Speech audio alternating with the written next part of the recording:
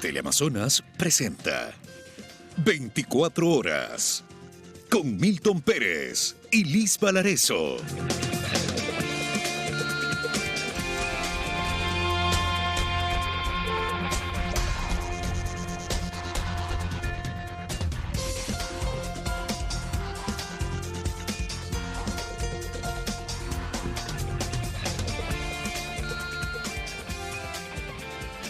¿Qué tal, amigos? Buenos días, bienvenidos. 13 de junio estamos empezando una nueva semana, día de paralización de movilizaciones en algunos puntos del país. Milton, ¿cómo estás? Buen día. Buen día, Liz, amigos. Bienvenidos a 24 horas, son las 7 de la mañana y hay algunos bloqueos en gran parte de carreteras o en una parte importante de carreteras, sobre todo en la Panamericana, norte-sur. Día de protestas, como tú dijiste. Lo único que les pedimos es que las personas que quieren trabajar se les permita trabajar. La protesta es un derecho, pero sin afectar al derecho que tienen nosotros de movilizarse, de trabajar, del bien privado, del bien público. Sí, vamos a estar también desarrollando este tema en nuestro espacio de noticias, pero también en nuestro espacio de entrevistas. Por eso nos va a acompañar el ministro de Gobierno, Francisco Jiménez. Vamos a hablar con el ministro Francisco Jiménez sobre la situación de paralización del país. Vamos a hablar también con el director de la Agencia Nacional de Tránsito, Adrián Castro, sobre la regulación del prohibido 2 en moto que rige desde finales de la semana pasada. Vamos a empezar de inmediato hablando precisamente sobre el tema de la movilización que ya se registra en algunos puntos del país.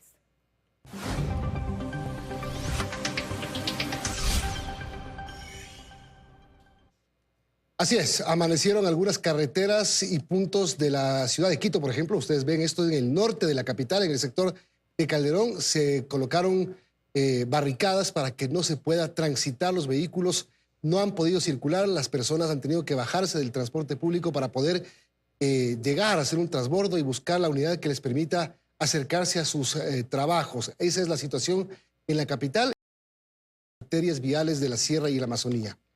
Acá en las carreteras de la costa, Milton, contarte que amaneció, por ejemplo, un tramo en la vía Daule cerrado, pero ya fue habilitado. Por ahora permanecen todas las vías habilitadas. Hay que mencionar que esta situación puede ir variando, ¿no? Conforme pasen los minutos, las horas, pero lo que sucede hasta ahora, 7 y 2 de la mañana, es que están totalmente despejadas las vías, así lo han informado las autoridades. Hay reportes constantemente y por ahora pues permanece todo con total normalidad. Mucha inquietud de padres de familia preguntando si es que los niños tenían que ir al colegio esta mañana, decirles que las clases no están suspendidas para las escuelas y colegios, así que se van a desarrollar con normalidad. Así es, 7 de la mañana con 3 minutos. Ya vamos a seguir haciendo un recorrido sobre la situación vial del país. Mientras tanto, escuchemos al presidente de la República que anoche dio un mensaje para tratar de bajar los ánimos de los movilizados. Ahora que empezamos a reactivarnos y movernos con libertad, no podemos permitir que grupos políticos que buscan desestabilizar y pescar a río revuelto paralicen nuevamente al país. Parar es lo peor que podemos hacer cuando estamos empezando a reactivarnos.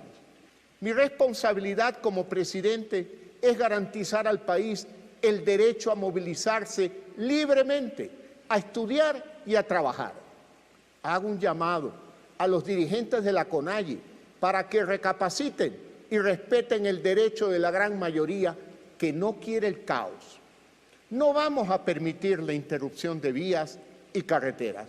No vamos a permitir la toma de pozos petroleros y de ningún servicio público. Acciones que están prohibidas por la Constitución y las leyes. Quienes intenten estas acciones vandálicas deben saber que tomaremos todas las medidas necesarias y aplicaremos las leyes con todo el rigor posible.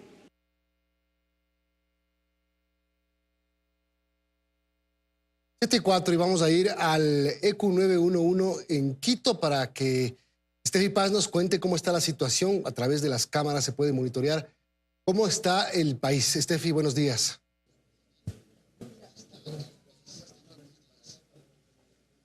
No, tenemos al ministro Patricio Carrillo con nosotros. Ministro, ¿qué tal, Milton? Buenos días. Amigos televidentes, muy buenos días. Así es, estamos en este momento con el ministro del Interior, quien ha llegado hasta la sala de crisis del ECO 911. Como parte de esta reunión, aquí se ha instalado ya el puesto de mando unificado, Milton, y queremos hablar precisamente con el ministro, primero para que nos comente cómo avanza hasta el momento estas movilizaciones. Muy buenos días. Buenos días. Un saludo a todos los ecuatorianos que nos están mirando en esta mañana. Efectivamente, el señor presidente ha hecho ayer un anuncio para evitar estas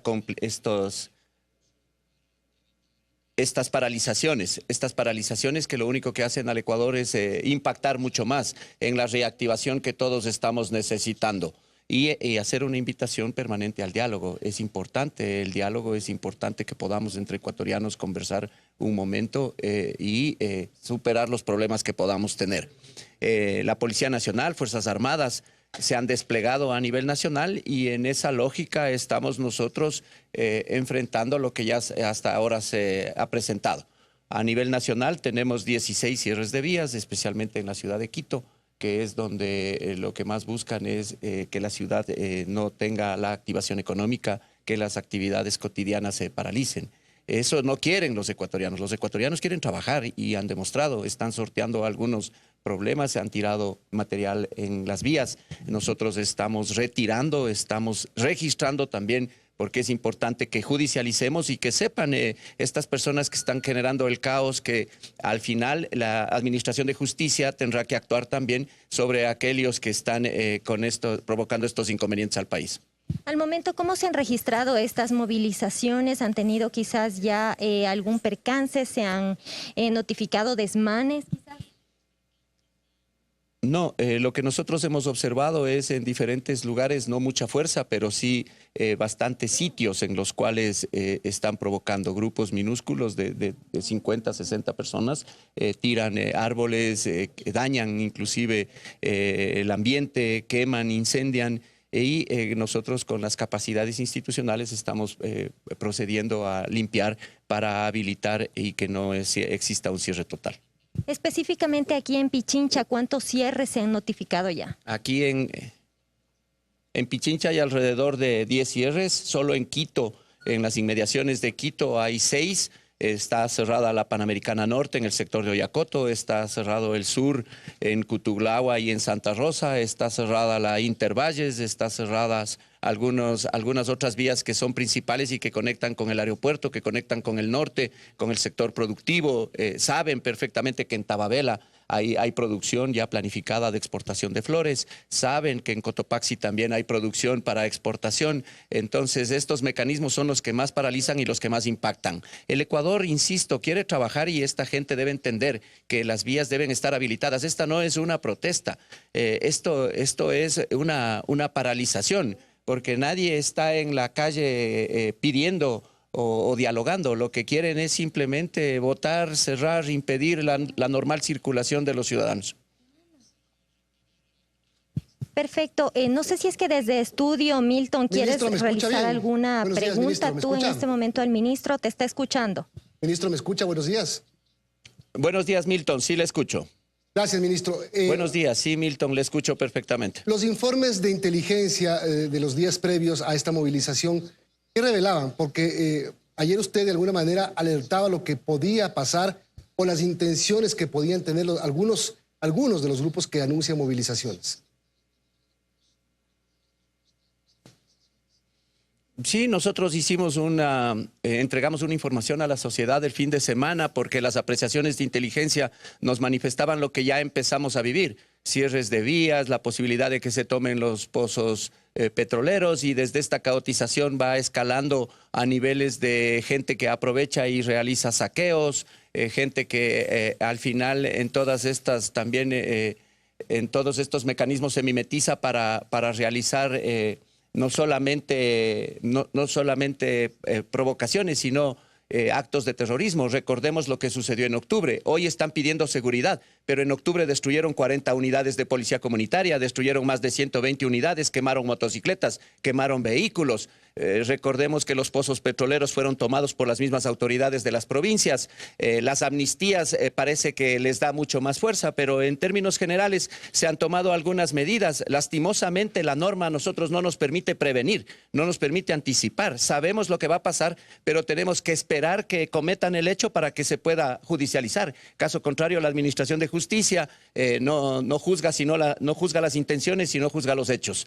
Entonces tenemos que ver también para futuros eventos como es que la norma nos permita al Ecuador vivir en mucho mejor democracia y que sea la democracia la que realmente gobierne nuestro país. Una cosa es la protesta social a la que todos los ecuatorianos tenemos derecho y está consagrada en la Constitución, pero más allá de eso, ministro, ¿ustedes creen que hay una intención de desestabilizar la democracia, de buscar que el gobierno se vea afectado y con el objetivo final, como escuchábamos en grabaciones, de que caiga el gobierno? Indiscutiblemente, Milton, parece que el Ecuador no comprende cómo es vivir en democracia. Desde el primer día que se posesionó el gobierno ya se notaban y se venían viviendo algunos mecanismos de conspiración. El presidente lo ha denunciado permanentemente. Estamos a un año del gobierno, se ha estabilizado la economía, estamos viviendo crisis producto del virus que toda la humanidad ha impactado. Estamos viviendo una crisis producto de la guerra también irracional en otro continente que tiene un impacto también acá en la economía. Pero es fundamental que ahora nosotros nos concentremos en lo que corresponde. Ya estabilizada la economía, hay los recursos suficientes como para hacer la inversión social y dar lo que nos están pidiendo. Nos piden seguridad, pero los tienen distraídos a Fuerzas Armadas y Policía Nacional en estos eventos. Piden salud, pero están afectando a la salud de los ciudadanos. Piden educación, pero no permiten que los jóvenes y los estudiantes se acerquen a los colegios. Dejen trabajar, sentémonos a conversar sobre lo que tengamos que solucionar, pero el Ecuador no quiere estar parado, el Ecuador quiere trabajar. Y eso es lo que necesitamos ahora, que también se dé una demostración desde todos los ecuatorianos.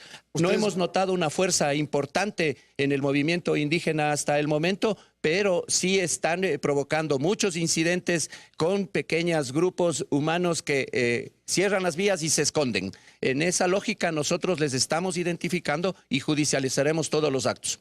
¿Qué va a pasar cuando estos grupos encabezados por Leonidas Issa pretendan llegar a la capital? Bueno, la Policía Nacional tiene un dispositivo especial. En esos términos, nosotros hasta ahora estamos de carácter preventivo. La Policía Nacional ha recibido disposiciones para que ningún funcionario utilice elementos letales, pero a nivel mundial existe el uso progresivo y gradual de fuerza y lo haremos en la medida en que sea necesario, con la firmeza necesaria, con la democracia, respetando los derechos, respetando el derecho a la protesta, pero en la medida en que ésta sea pacífica y no viole derechos de terceros. Una última pregunta, ministro, nada más, porque usted mencionó el tema de las amnistías. ¿Usted cree que personas que recibieron la amnistía en meses anteriores por la parte de la Asamblea Nacional están involucrados en esta protesta de hoy? Indiscutiblemente hay gente que está financiando, hay gente que está asusando desde las redes sociales y comunicacionalmente, manipulando a algunas personas, y hay otros que directamente ya se han hecho vocería en el liderazgo. Gracias, ministro. 7 de la mañana, 14 minutos. El ministro del Interior, Patricio Carrillo, desde el centro de mando que se ha instalado en el EQ 911 desde Lichimbía, en Quito. Liz. Sí, Milton, vamos a tomar el pulso de qué es lo que está pasando, ¿no? Ya en algunos puntos del país vamos inmediatamente con Paul Cuello para ver cómo ha iniciado esta jornada de movilización, quizás en la capital. Paul, te encuentras en la Panamericana Norte, confírmame eso, buenos días y cuéntanos cuál es el ambiente. Así es, Liz, en la Panamericana Norte, donde se encuentra cerrado justamente desde la madrugada de hoy a las 12 de la noche. Se cerró justamente por parte de varios manifestantes acá en el sector de San Miguel del Común. Ahí pueden observar, también hemos podido observar desde muy temprano a cientos de ciudadanos subir desde Guayabamba, desde Cayambe, caminando porque la vía está cerrada y evidentemente no hay paso para el transporte público. En pocos minutos la Policía Nacional, mediante sus unidades de fuerza, empezarán a tratar de dialogar con los manifestantes en esta zona. Han botado ya algunos petardos y, según nos ha manifestado la Policía Nacional, no son protestantes normales, tienen ya sus ideologías, están preparados, muchos de ellos utilizan artefactos explosivos para tratar de dispersar justamente a la Policía Nacional. En estos momentos se registra quema de llantas, quema de plantas también en este sector. Hasta el momento no se han registrado manifestaciones, pero de a poco empieza a unirse la gente a la manifestación. Entiendo que es la más violenta acá en la capital. No es el único cierre, hay cierres también en el sector de Cutulagua, en el sector de Cayambe, en el sector del Cajas. Igual son alrededor de 10 cierres, como manifestaba el ministro del Interior, y la Policía Nacional en pocos minutos tratará de acercarse hasta a los manifestantes, hasta los dirigentes, para tratar de dialogar. Y como pueden ver también en imágenes, se encuentran ya los carros, las unidades especiales avanzando hasta este sector para tratar de habilitar esta vía. Es el único sector acá en Calderón que está cerrado. Más allá en la ciudad ya el transporte público está operando con total normalidad, pero este cierre sí está perjudicando a la gente que vive especialmente en Cayambe, en Guayabamba, que está subiendo a pie. Hemos visto niños, personas de la tercera edad, estudiantes tratando de avanzar hasta la ciudad para poder dirigirse hacia los destinos. Como les indicamos, hasta el momento no se han registrado enfrentamientos, pero ya en pocos minutos la Policía Nacional avanzará hasta ese punto a hablar con los dirigentes para tratar de habilitar la vía. Nosotros permaneceremos acá, ya están reunidos también, como podemos ver allá, los dirigentes. No sé si es que vayan a dialogar con la Policía Nacional, pero esperemos que las cosas no pasen a mayores. Nosotros permaneceremos acá para contarles más detalle. Milton, Liz, ustedes con más. Amigos, buenos días. Buenos días, Paul. Muchísimas gracias por ese reporte desde la Panamericana Norte. Sí, además, lo que detallaba Paul de los cierres en Quito, en el sur y en el norte. Ya nos vamos al sur. Ahí está Juan Miguel Rodríguez para que nos cuente en dónde está el cierre en la entrada de Quito específicamente. Antes, en el sector del Chasqui, la entrada del Parque Nacional Cotopaxi, en la vía de 35 también se reporta aproximadamente 200 personas que han obstaculizado la circulación en la vía Panamericana. Vamos ahora hacia el sur. Juan Miguel, ¿dónde estás exactamente? Milton, efectivamente, yo me encuentro en realidad en el Chasqui, en la provincia de Cotopaxi, en la entrada al Parque Nacional Cotopaxi, para contarles que a esta hora de la mañana, como podemos ver, a mi espalda se encuentra la vía cerrada, la troncal, la sierra, que es esta vía que une a varias provincias a la provincia de Pichincha con las provincias de la Sierra Centro, como son Cotopaxi, Chimborazo, Tungurahua. A esta hora de la mañana, como podemos ver, hay gran cantidad de tierra en medio de la vía de los dos sentidos, impidiendo el tránsito vehicular de los vehículos que vienen desde La Tacunga exactamente y desde los vehículos que vienen de Quito hacia y que quieren ingresar hacia la ciudad y cantón de La Tacunga. Podemos observar que hay personas que han tenido que hacer transbordo para poderse dirigir entre una provincia a otra. Hay una larga fila de autos a esta hora de la mañana. Justamente estamos viendo en el sentido desde la provincia del Pichincha, y hay comentarios divididos. Hay algunos que apoyan el paro, otros que están diciendo que necesitan trabajar, que el Ecuador necesita producir. También vemos presencia policial a esta hora de la mañana, que están tratando de conversar con los manifestantes para de alguna manera mediar y poder habilitar esta vía. Podemos informar a esta hora de la mañana que la vía no va a ser habilitada todavía. Igual nosotros nos vamos a seguir quedando hasta acá para informarles todo lo que acontece desde este sector del país. Hasta aquí la información, regresamos con ustedes. Muy buenos días. Sí, a Miguel, gracias. Sí, justo lo que decía, ¿no? Entonces, el Chasqui está en el límite provincial entre Cotopaxi y Pichincha. Se puede decir que es la entrada sur de la provincia, de la ciudad de Quito. Juan Miguel había recorrido toda la parte sur hasta encontrarse con ese bloqueo que está ya muy afuera de la capital. 7:24 de la mañana, vamos a continuar tomando el pulso de lo que está sucediendo en el país. Tenemos nuestros equipos desplegados, Vanessa Robles en el EQ 911 de San Borondón y Paul Tutibén desde la terminal terrestre de Guayaquil para ver qué está pasando con el transporte. ¿No están llegando o no con normalidad, por ejemplo, los buses interprovinciales? Milton. Claro, y cabe aclarar que el sector de la transportación no se ha unido a la medida. De hecho, ellos han anunciado que no están en esta paralización. Vamos a ver qué pasa en el transcurso de las horas. Pero vamos a empezar en el EQ de San Borondón. Vanessa, cuéntanos la situación. Milton, Liz, amigos televidentes, son las 7 de la mañana con 24 minutos. A las 5:11 de la mañana se reportó una novedad en el sector del Limonal en Daule, pero esto ya fue controlado, la policía llegó hasta este punto. Hay 20 puntos catalogados como críticos entre distribuidores de tráfico, conexiones entre diferentes cantones en los que hay personal de la policía. Sin embargo, hasta ahora, de acuerdo al reporte del EQ 911, no se han registrado mayores novedades que las que le detallamos hace un momento, la de Daule en el sector del Limonal. Pero veamos cómo están las principales entradas y salidas de la ciudad. En esta primera cámara que ustedes pueden visualizar, el panorama es en el bypass Novol. Esta vía principal conecta Daule y Novol, por ello es importante y al momento la vemos que está despejada. Vámonos un poquito hacia la derecha para poder visualizar la vía Durán-Boliche. Esta vía es necesaria porque nos lleva al Triunfo, a Naranjal, al distribuidor de tráfico para ir hacia Puerto Inca, Cuenca y otros sectores. Si vamos un poquito más hacia a la parte inferior, tenemos a Santa Lucía en el sector de zona conocido como zona rosa, también totalmente despejado, las vías están libres, el tránsito fluye de manera habitual. Y si revisamos un poco más a la derecha, está San Borondón, como ustedes pueden darse cuenta, a la altura de un reconocido centro comercial, funcionando de manera normal. Y para finalizar, les queremos mostrar Durán, en el sector del ingreso a este vecino cantón, que se viene también desarrollando con normalidad. En definitiva, en los cantones de Novol, Santa Lucía, Daule, Lomas de Sargentillo, Naranjal y Bucay, las vías están habilitadas y no se ha registrado mayor novedad. Son 777 las cámaras del EQ 911 que monitorean todos estos sucesos en torno a estas manifestaciones, como ya lo expresábamos. Hubo una novedad a las 5:11 de la mañana, acá al menos en la provincia de Guayas y Santa Elena, que es la cobertura que da este centro de monitoreo.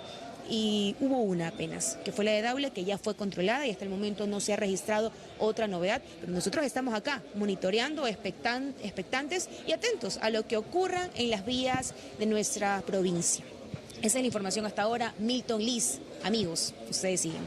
Bueno, como lo evidencia de entonces, normal circulación de vehículos en los accesos a Guayaquil, que así sea. Protesten lo que quieran, pero dejen que la gente se movilice y vaya a trabajar. Pero vamos de inmediato ahora a agradecerle a Vanessa Robles y vamos con Paul Tutibén. Paul, ¿cuál es la situación? ¿Están llegando con normalidad los buses interprovinciales o debido al bloqueo en ciertos puntos, por ejemplo, de la sierra, eso está impidiendo que estén llegando a Guayaquil? Cuéntanos. ¿Qué tal, compañeros? Liz, Milton, amigos televidentes, buenos días. A esta hora, 7 de la mañana con 27 minutos. Con respecto a la pregunta, aproximadamente entre 10 a 12 cooperativas no están trabajando. A mis espaldas lo que se puede visualizar son los buses de las cooperativas que viajan de los cantones cercanos acá a Guayaquil, que están llegando con total normalidad. Estos son los andenes de los buses de los cantones cercanos. Ahora, si giramos la toma del lado donde llegan los buses que vienen de Ambato o de Azuay, miren ustedes, los andenes están vacíos.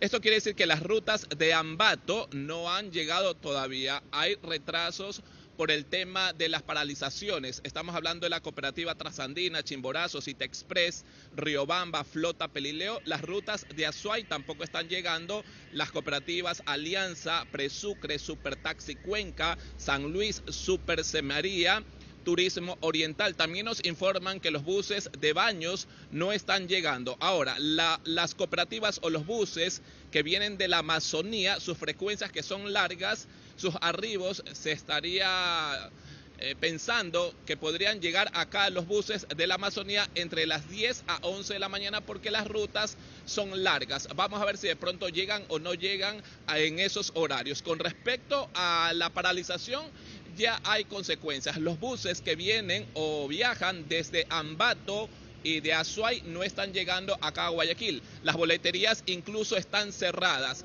Por ende, tampoco los buses para estos dos sectores no están saliendo desde la terminal terrestre de Guayaquil hacia esos sectores porque ya hay cierres de carreteras, bloqueos por las organizaciones. Es la información a esta hora cuando son exactamente 7 de la mañana con 29 minutos. Hay más en estudios. Gracias, buenos días. Gracias, Paul, que tengas también un buen día. 7:34, saludamos al ministro de Gobierno, Francisco Jiménez. Gracias por venir, ministro. Ya nos contó el ministro del Interior un poco la situación de carreteras, de lo que está ocurriendo. Hay bloqueos en algunas provincias. Hablemos de lo político. 10 puntos que presenta la CONAIE para conversar y para deponer la medida de hecho. Empieza con el tema de la derogatoria de los decretos de la gasolina. Buenos días, Milton. De esos 10 puntos que nosotros los hemos revisado detenidamente, la gran mayoría se están cumpliendo. Los precios de la gasolina no han subido desde hace varios meses. Está otorgando crédito agrícola, ya se han entregado 100 millones durante estos 3 meses. Se van a entregar otros 100 millones más al 1% a 30 años plazo. En materia de educación se han reforzado el sistema intercultural. Hemos estado tomando una serie de medidas justamente para este reforzamiento. En materia de medicinas se está implementando un proceso de externalización que va a reducir los costos de las medicinas drásticamente. Estamos avanzando, estamos trabajando como gobierno. No hemos dejado de oír a los diferentes sectores sociales, especialmente a los que menos oportunidades han tenido en este país. Lo que sucede es que no todo se puede arreglar en un año. ¿Sobre qué más hay como conversar de estos 10 puntos? ¿Qué cosas son no negociables? Yo le digo que podemos conversar sobre los 10 puntos, pero nosotros tenemos que tomar definiciones en función de los intereses de las grandes mayorías, no de determinados grupos ni de intereses particulares. Y obviamente tenemos que buscar la manera entre que el país siga avanzando, que se atiendan los sectores sociales más vulnerables y que, por supuesto, el Ecuador pueda cumplir también con un orden de caja o con números normales de la economía para que también podamos seguir inyectando ese dinero en estos sectores sociales. Ministro, buenos días, pero ¿por qué entonces desde la CONAIE, por ejemplo, dicen que ellos llegan a este paro porque ya el gobierno no ha mostrado esta capacidad o esta intención más bien de diálogo, lo que se contrapone sí con lo que usted este fin de semana apelaba, ¿no? A través de sus redes sociales, a dialogar, a sentarse, pero hay un punto de inflexión. ¿Qué es lo que pasa que no se pueden realmente sentar a buscar acuerdos? Nosotros siempre hemos evidenciado nuestra predisposición al diálogo. Nunca lo hemos dejado de hacer. Y siempre hemos tenido oído para escuchar las propuestas que nos han hecho. Y además se sustentan con números. Como lo conversábamos hace un rato, hemos trabajado en el sector educativo, hemos trabajado en el sector social, hemos trabajado en todo lo que tiene que ver con la nivelación de la economía, hemos afrontado con eficiencia la pandemia. Lo que sucede es que no todo se puede hacer en un año. Es un país que venía con muchísimos problemas desde lo económico, desde lo sanitario, desde la materia de seguridad, desde la calidad de los servicios públicos, y no se puede arreglar todo en un año. Pero no hemos dejado de oír y no hemos dejado de implementar nuestros programas. El ministro, por ejemplo, Manzano, está a punto de cerrar un acuerdo para estabilizar los precios del aceite, que era una de las reivindicaciones también, inclusive con el sector privado, y generar una serie de productos que sean más accesibles para los sectores populares. Asimismo, estamos trabajando en una serie de programas justamente dirigidos al sector social. Nosotros no hemos cerrado nuestros oídos, pero somos un gobierno democrático. Somos un gobierno que aplica la ley y somos un gobierno que respeta la Constitución. No tenemos ningún problema en sentarnos y en discutir los temas. Hace pocos días hemos estado también sentados con el sector transportista. Les hemos explicado que hay algunas peticiones con las que podemos avanzar y otras que van a tomar su tiempo y otras que podemos darle la vuelta para ver de qué manera compensamos esos gastos en los que están incurriendo. Pero también necesitamos escucha del otro lado. También necesitamos una predisposición para dialogar del otro lado. Recuerdo que conversábamos hace algunos días y usted decía, por ejemplo, el tema de las gasolinas está congelado, pero está dentro de esos 10 puntos que la CONAIE sigue insistiendo, ¿no? Entonces, analizando eso y en base a lo que usted acaba de mencionar, ¿qué hay detrás? ¿Todo es un manejo político? ¿Sigue habiendo esa intención desestabilizadora hacia el actual gobierno? Hay mucha información, alguna que apunta en ese sentido y otra que apunta a escenarios parciales y focalizados. Mucha información. Pero nosotros tenemos que seguir claros con nuestro norte. No podemos parar. Somos un gobierno de diálogo. Somos el gobierno del encuentro. Somos un gobierno democrático. Y lo que sí tenemos claro en esta perspectiva, que no podemos permitir la libre circulación de personas, bienes y mercaderías. No vamos a dejar nunca esos procesos de diálogo, pero tampoco vamos a dejar de aplicar la ley. Y obviamente tenemos que regirnos a lo que existe. Y lo que existe hoy es que tenemos que solucionar algunos problemas en el país, pero que no podemos parar, tenemos que seguir avanzando. Yo le pregunto a usted, ustedes dicen que quieren dialogar, el gobierno abre las puertas para el diálogo. ¿Usted cree que con actitud y sobre todo con lo que se ha dicho en los días previos, el fin de semana, la semana pasada, de que hablan incluso de bajar al gobierno, ¿ustedes creen que ellos quieren dialogar o el plan es otro? Habrá que ver. Me refiero no a todos, sino a grupos dirigenciales de ciertos sectores. Especular sobre esas razones siempre es un problema, porque uno puede calcular o que sí o que no, pero nosotros no podemos especular. Nosotros tenemos que actuar. Si vemos una vía cerrada, tenemos que dialogar y tenemos que abrirla.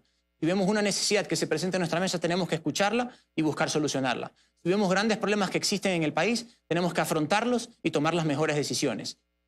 No podemos estar en la cabeza de los actores políticos que han dicho esas afirmaciones, pero sí estamos atentos. Tenemos un dispositivo que está armado pero en si 9... un dirigente dice que quieren tumbar al gobierno, ¿ustedes se sientan a dialogar con él? Bueno, nosotros tenemos la obligación como gobierno de estar atentos. ¿No le escucharon a Isa? Sí le escuchamos y tenemos muy claro cuándo dijo, cómo lo dijo y en qué contexto lo dijo. Nuestro ordenamiento jurídico nos obliga a escuchar estas cosas y si es que alguien toma un solo paso en ese sentido, una sola actitud que haga evidenciar que efectivamente lo que dijo es real, nosotros tenemos que actuar con la ley en la mano. Pero somos respetuosos del ordenamiento jurídico, no vamos a dudar en ningún momento de cómo actuar, pero tampoco vamos a agotar las vías de diálogo que nos compete como gobierno democrático. Pero y ahí precisamente hemos recibido mensajes, ministro, donde decían hasta dónde llega el derecho de ellos cuando se dice una protesta social, por las imágenes que veíamos, por ejemplo, en la Panamericana Norte, una fila inmensa de carros, bloqueando algunos el paso, la policía ahí al lado, viendo lo que está pasando, pero no hay una acción que permita beneficiar a esa mayoría que a lo mejor sí quiere trabajar, que sí quiere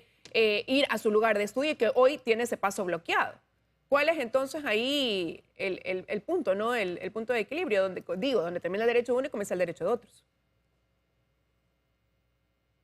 Sí, Liz, la policía tiene un protocolo que supone hacer primero una aproximación con la gente, hablar con ellos, intentar dialogar, pero una vez que esto se revela como infructuoso, tiene la orden de actuar.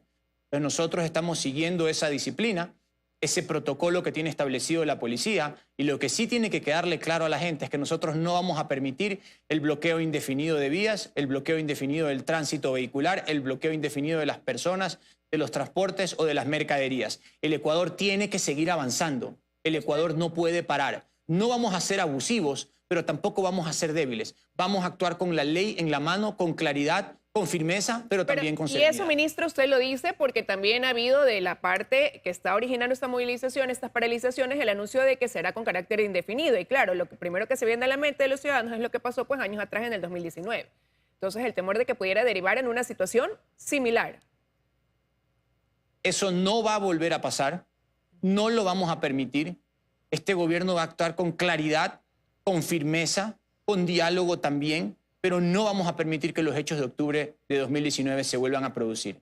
Aquí hay un gobierno como el del presidente Guillermo Lasso, con claridad, con voluntad política, democrático también, pero que tiene muy claro que nosotros estamos aquí para proteger a la gente y para garantizar que la economía siga funcionando. Estamos claros que vamos a escuchar cuáles son las aspiraciones de la gente, en eso no nos vamos a negar, pero nosotros estamos aquí para hacer respetar la ley y la vamos a hacer respetar. Le voy a preguntar lo mismo que al ministro Carrillo, porque el ministro Carrillo lo mencionó, el tema de las amnistías otorgadas. ¿Hay evidencia de que algunas personas que recibieron amnistía están metidas en esto hoy? Es muy prematuro dentro del primer día de manifestaciones poder establecer... todos los informes de inteligencia que vienen de días atrás. Es muy prematuro respecto de las personas que están hoy, pero nosotros estamos llevando un conteo y tenemos un registro de quienes están participando dentro de estas manifestaciones.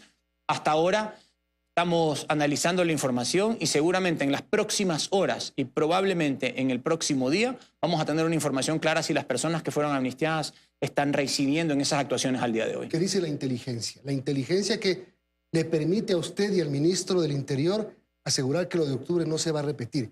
Si ustedes aseguran eso es porque seguramente tienen información y están preparados para no dejarse sorprender. Nosotros estamos preparados en las 9 gobernaciones, en las 9 provincias más bien, porque Pichincha no tiene gobernación. En las 9 provincias estamos alertados de cuáles son los puntos principales. Hemos puesto en marcha un dispositivo. Estamos en coordinación permanente desde los diferentes espacios de control. Sabemos cómo tenemos que intervenir. Estamos claros que tenemos que priorizar la vida, la seguridad de la gente y de sus bienes también, porque eso es importante en un Estado democrático, y vamos a actuar siguiendo el protocolo que hemos definido. En ningún momento vamos a dudar, pero estamos claros que tenemos que dialogar, tenemos que escuchar a la gente, pero sobre todo tenemos que aplicar la ley. Usted ha hecho extensivo el dar la apertura al diálogo. El presidente Guillermo Lasso también lo dijo este fin de semana, pero la respuesta ha sido nula. Eso ya deja ver que definitivamente pues, no hay una intención de sentarse a dialogar, de que ese diálogo más bien está totalmente roto. El diálogo nunca está totalmente roto, porque depende de cómo las personas van percibiendo lo que está sucediendo. Y aquí de este lado hay un gobierno que no es irracional. Aquí de este lado hay un gobierno que es tolerante.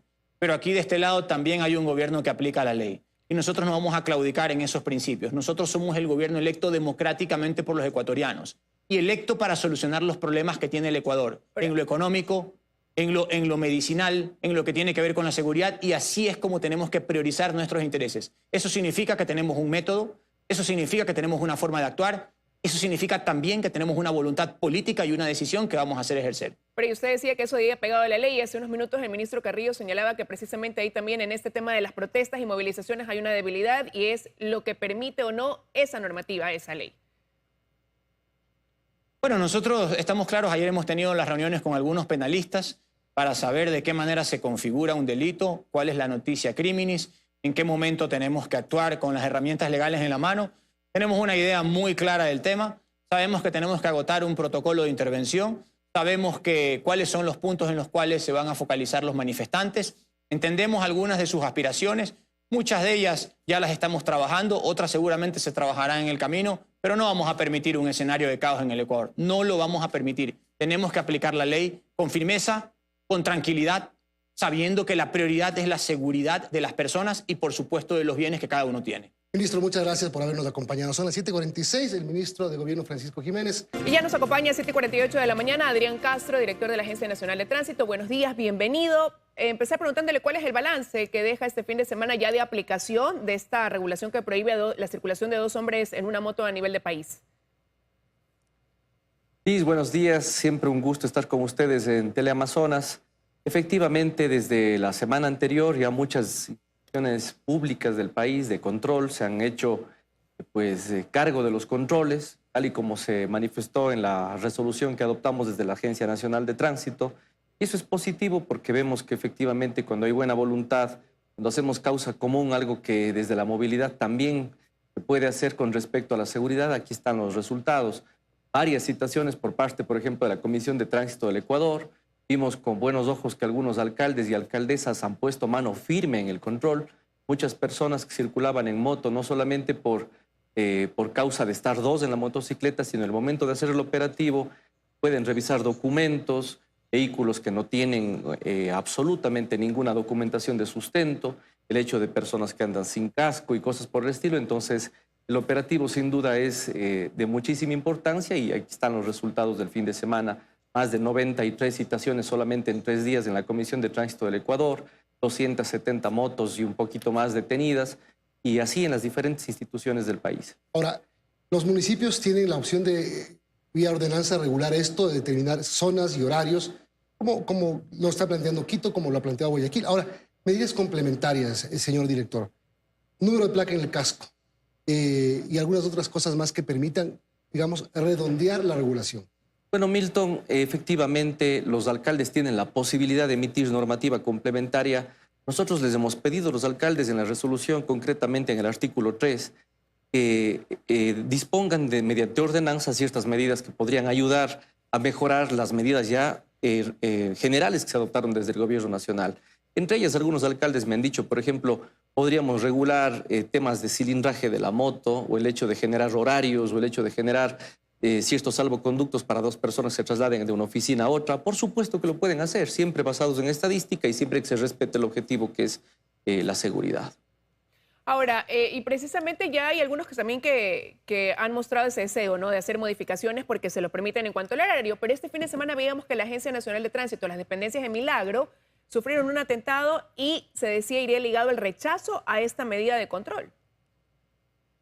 Mire, es ilógico lo que uno encuentra en ciertos territorios del país.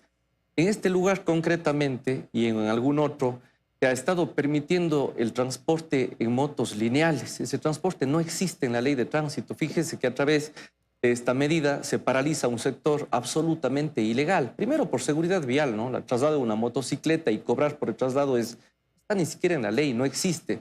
Es un atentado a la seguridad vial. Es más, se trasladan sin casco a las personas para tener solamente una idea. De tal manera que ahí los alcaldes tienen que tener firmeza y ordenar sus territorios. Ahora, si es que quieren del día de mañana regularizar ciertos servicios, pues tienen sus ordenanzas, pero para ello tienen que también respetar lo que dice la ley. Cuando se abre la posibilidad de que cuando se permite que los alcaldes puedan regular esta medida, ¿no pierde fuerza?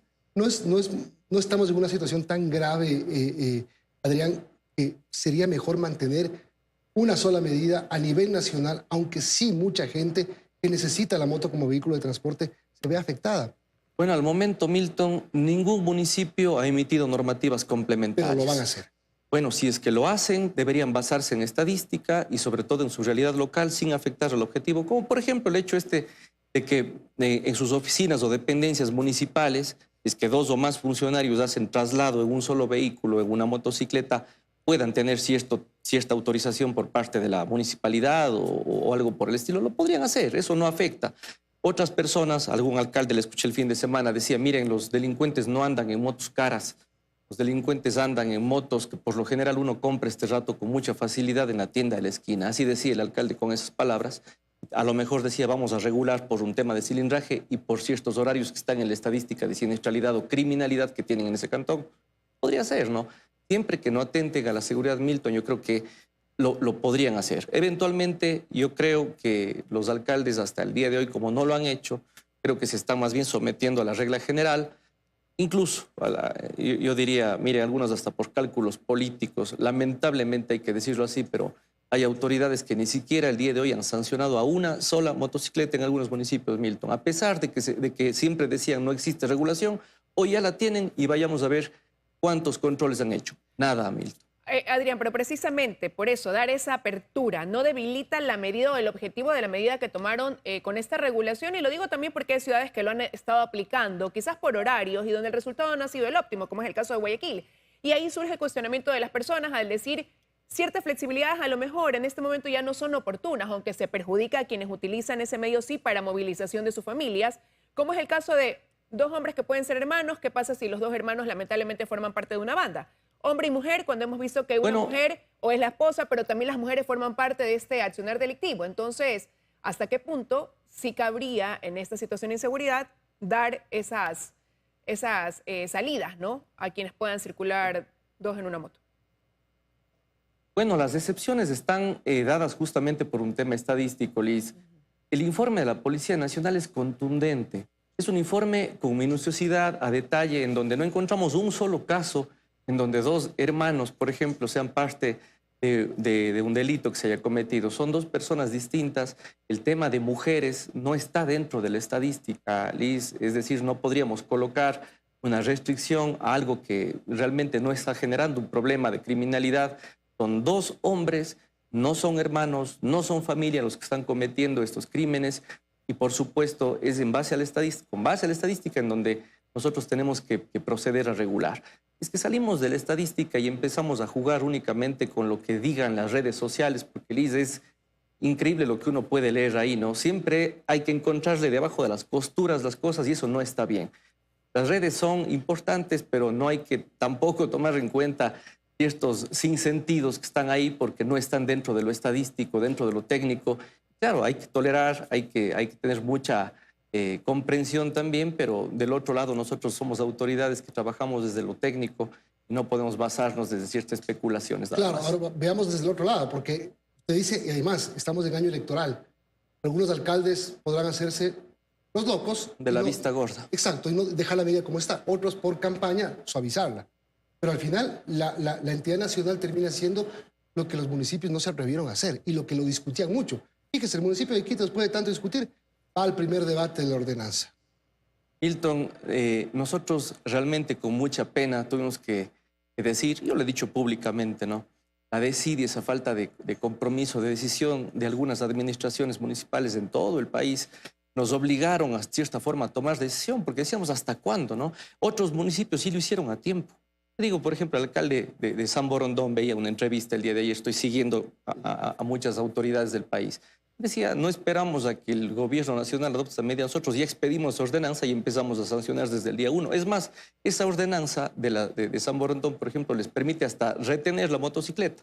Es una medida mucho más fuerte que la del gobierno, solo para tener una idea. Bueno, terminamos. Director, solamente una cuestión. La situación del tránsito en el país por la medida, de hecho, los transportistas no se han unido hasta ahora. Hay que agradecer al sector del transporte. Realmente, Milton, acá, todas las ramas del transporte, las 7 ramas de la transportación le han dicho no a la paralización, están movilizando con normalidad a la gente, pero lamentablemente ciertas vías del país impiden que ciertas personas lleguen a hospitales, lleguen a sus trabajos, lleguen a sus casas. Y eso es grave porque realmente, imagínense ustedes, el día de mañana, por no llegar al hospital puede afectarse a la vida incluso de las personas. Yo hago un llamado a la gente que este rato ha encontrado apertura, sobre todo para el diálogo. Y aquí me extraña algo, ¿no? Se acaba de anunciar la reactivación económica del país y resulta ser que se han tomado medidas de hecho. Eso es, por decirlo menos, extraño. Cuando el gobierno abre las puertas para el diálogo y del otro lado existe paralización, significa que algo raro hay de por medio. Gracias. Adrián Castro, director de la Agencia Nacional de Tránsito, 7:58, y tenemos que despedir el programa. Ya vienen las noticias locales en 24 horas con información en vivo de lo que está ocurriendo a nivel nacional. Sí, quédense en compañía de Teleamazonas. Ya vienen, como tú decías, los noticieros de la comunidad. Que tengan un buen día.